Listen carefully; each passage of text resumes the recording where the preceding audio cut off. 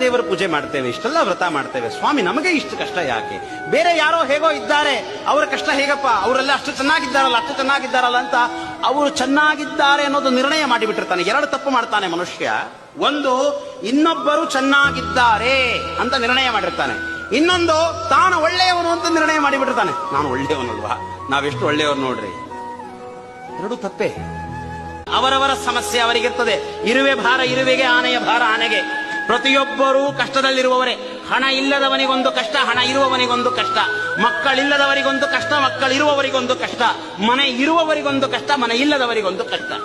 ಕಷ್ಟ ಅನ್ನೋದೊಂದಿಲ್ಲ, ನಮಗೆ ಮೋಕ್ಷ ಸಿಗಲಿಕ್ಕೆ ಸಾಧ್ಯವಿಲ್ಲ. ಒಂದೊಂದು ಕಷ್ಟ ನಮಗೆ ಬಂದಾಗ, ನಮ್ಮ ಹತ್ತಿರ ಬಂದಾಗ, ನಮ್ಮ ಒಳಗಿರುವ ಒಂದು ಸದ್ಗುಣವನ್ನು ನಮಗೆ ತೋರಿಸಿಕೊಟ್ಟು ಹೋಗಿಬಿಡುತ್ತದೆ. ಓ, ನಾನಿನ್ನ ಸಿಟ್ಟಿಗೆ ಬರಬಾರದು. ನಂದಿಷ್ಟೆಲ್ಲ ಕಷ್ಟಕ್ಕೇನು ಕಾರಣ? ನನ್ನ ಸಿಟ್ಟು. ನಾನು ಬಿಡಬೇಕು.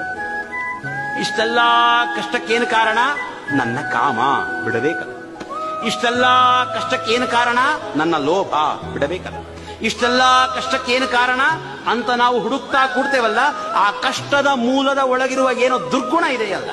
ದೊಡ್ಡವರನ್ನ ಬೈದೆವು, ಅವಮಾನ ಮಾಡಿದೆವು, ಕಾಮ, ಕ್ರೋಧ, ಲೋಭ, ಮೋಹ, ಮದ, ಮತ್ಸರ್ಯ, ಇವೆಲ್ಲ ಏನು ಕೆಟ್ಟ ಕೆಟ್ಟ ಕೆಟ್ಟ ಕೆಟ್ಟ ಗುಣಗಳಿವೆಯಲ್ಲ, ಆ ಕೆಟ್ಟ ಗುಣಗಳು